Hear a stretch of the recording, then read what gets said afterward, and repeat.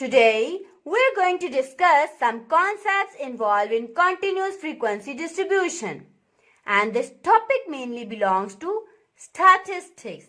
Are you a stat student and stuck in some terms involved in continuous frequency distribution? If yes, then congratulations. This video is for you.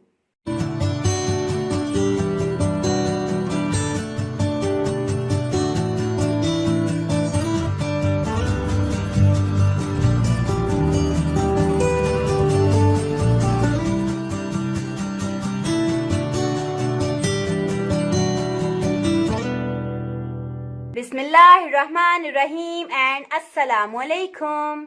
I'm Engineer Hiranas from Diamond Tutoring Academy. Welcome here. Today, our topic of discussion is some concepts involved in continuous frequency distribution. Here are some terms which are frequently used in continuous frequency distribution, which are class limits, class boundaries, midpoint or a class mask, and cumulative frequency. Understand? We'll discuss them all with an example. Let's suppose we are given an example.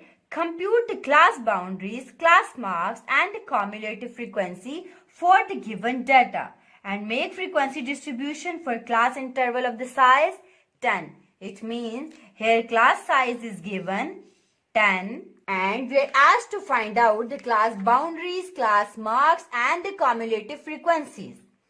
So, first we have to construct the frequency table for the given data. We have constructed this table from the given data. If you want to learn construction of this table, click on I button and watch my previous video where I have explained its construction in great depth. Now, this table is showing simple continuous frequency distribution and we have to switch this table to another table having conceptual terms. Understand? So let's do that. Now look here in the first column. This left side column is showing the lower class boundaries and the right side column is showing upper class boundaries. I mean to say this column is termed as upper class limit and same for this which is termed as lower class limit. Understand? So it means this first group which is named as groups or classes is having class limits. So it should rename with class limits.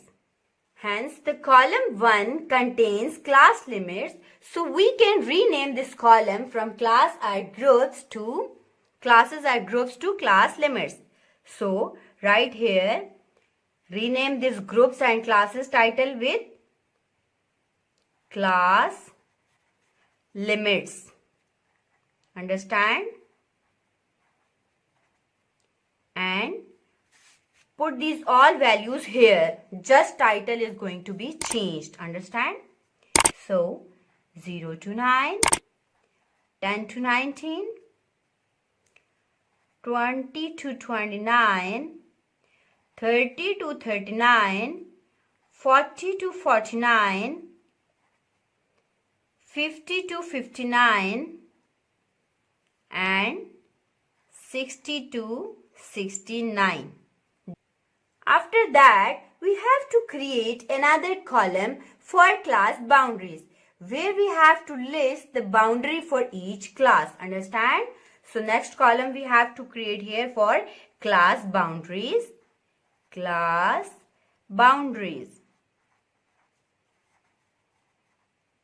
So, for the first class, we have to start our lower limit and lower limit is always from preceding value.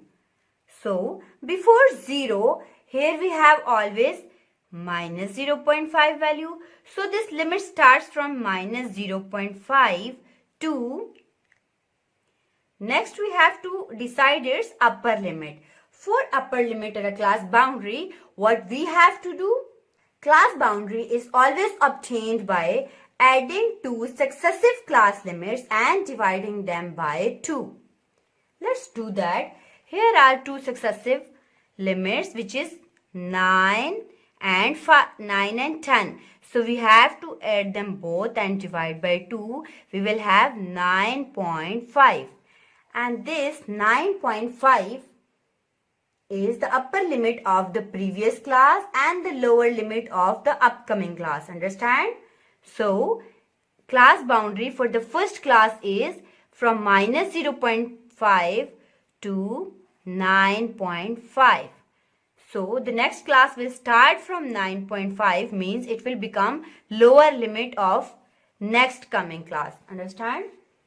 So, again 9.5 to next limit is 19 and 20. So we have to add 19 plus 20 divided by 2. We'll have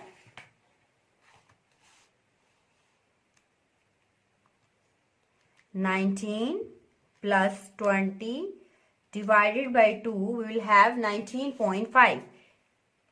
It means here we have 19.5.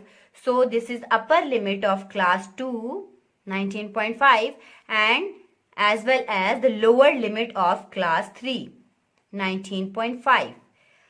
And then for next, what we have to do is, we have to see here 29 and 30. So these are two successive class limits.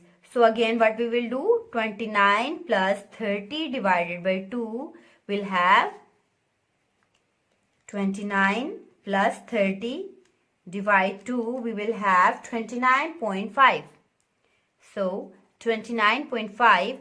So this is the upper limit of class 3 and as well as the lower limit of class 4. Again for class 4 upper limits, what we will do, 39 plus 40 divided by 2. 39 plus 40 divided by 2. So what we are doing, we are adding two successive divisions or successive limits and dividing them by 2.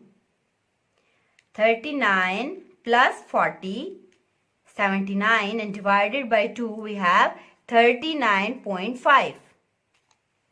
So here 39.5. This is upper limit of class 4 and the lower limit of class 5.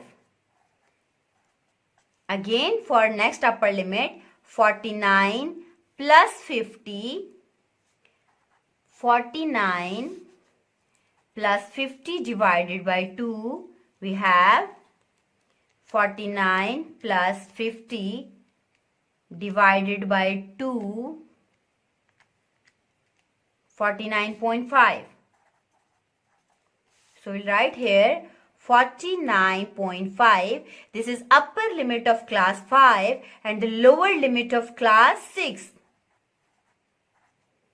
Again for the upper limit of class 6, we will add 59 with 60 and divide them by 2. 59 plus 60 divided by 2 is 59.5. So we have here 59.5, which is upper limit of class 6 and the lower limit of next class 7. 59.5. And for its upper limit, what we have to do is, we have to do just approximation here, because after that, after 69, we don't have anything. So we can do the approximation, because approximation is valid for class boundaries. So we can make here approximation that here is 70. So 69 plus 70 divided by 2, we have 69 plus 70 divided by 2 is 69.5. So here is 69.5, which is upper limit for class 7. Next we have to create the column for midpoints. Midpoint are a class mask. So we name here this column as Midpoint. Midpoint is average of a class and it is obtained by dividing the sum of upper and lower limit by 2. Understand? Let's do that here. Here we have minus 0.5 plus 9.5 means we have to sum lower and upper limit and divide them by 2. So 9.5 minus 0.5 divided by 2, we have 4.5. So 4.5 is midpoint. 4.5 is midpoint of class 1. For class 2, we have to add 9.5 and 19.5 and divide them by 2. So we have here 9.5 plus 19.5 divided by 2. We have here 14.5. So the class mark for the class 2 is 14.5. Let me do further calculations on calculator. Next class is 19.5 plus next limit is 19.5 plus 29.5 here and divided by 2, which is 24.5. So our next midpoint is 24.5. For next class, we have to add 29.5 and 39.5 divided by 2, 34.5. So our next midpoint is 34.5. Next we have to add 39.5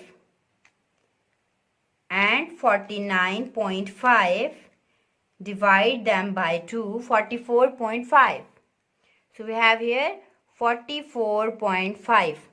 Next we have here 49.5 and 59.5 and divide them by 2, we have 54.5. Next we have here 59.5 and 69.5 divide by 2 is 64.5. 64.5. So here our midpoint class mark column is also done. Next is frequency column, which will remain same, from where we can calculate cumulative frequency. First we have to write this column as it is here. Frequency. Here 2, 10, 5, 9, 6, 7 and 1. Now our next column is for cumulative frequency. So we name this column as cumulative frequency. Cumulative frequency. Cumulative frequency is the total frequency up to the upper limit. Understand? Means here 2 will remain as it is, but for here what you have to do, you have to add this frequency with its upper frequency. Like 2 plus 10, its previous frequency will be added into this. 2 plus 10, it will be 12. And next, here we have to do this 10 plus 5 plus 2. For this, what we have to do is, we have to add 5, 10 and 12. So it will become 17. For next frequencies, despite adding these all, we can do addition from here. So here is 17. We can add this 17 with this 9. It will include all the upper frequencies. Understand? So it will become 26. Now we have to add 26 with this limit, which is 6, and it will become 32. This 32 includes frequencies from here to here. And then next is 32 plus this 7. It will become 39. And then next we have 39 plus 1, which will become 40. Understand? So this is cumulative frequency column. Now let me compare this table with these terms for your ease. Look here, as we know, for the construction of frequency table, we have two cases. Discrete frequency distribution case and the second is continuous frequency table. With continuous frequency table, we have constructed this table. But this table is very easy. This table contains very simple terms. We have some other complicated terms related to continuous frequency distribution. When it comes to continuous frequency distribution, we talk about class limits, we talk about class boundaries, we talk about midpoints and the class mark, and also we talk about cumulative frequency. So, how do we calculate these all? You can see for class limit, what we have to do, we have to just rename our table, which we have learned in the previous video. Just you have to rename first column of the groups or classes with the class limits, because we have learned that classes or groups contain its lower limit as well as its upper limit. So if it is including limits, we can name this as class limits. Understand? You don't need to do any change in this column. Understand? For class boundaries, what you have to do, you have to add two successive class limits and divide them by 2. Understand? Which will upper limit of that class and lower limit of next class. Understand? And the next point is midpoint. For midpoint class mark, what you have to do, you have to just add these boundaries and divide them by 2. Then you will get this column easily. Understand? Next is cumulative frequency. For cumulative frequency, what you have to do, you have to add frequency to an upper limit. Like frequency of a class with its upper class frequencies. Understand? And you have to add them all to get cumulative frequencies of each class. Understand? I hope you understand. That's all for today. See you soon in the next video. Stay safe and healthy. Allah Hafiz.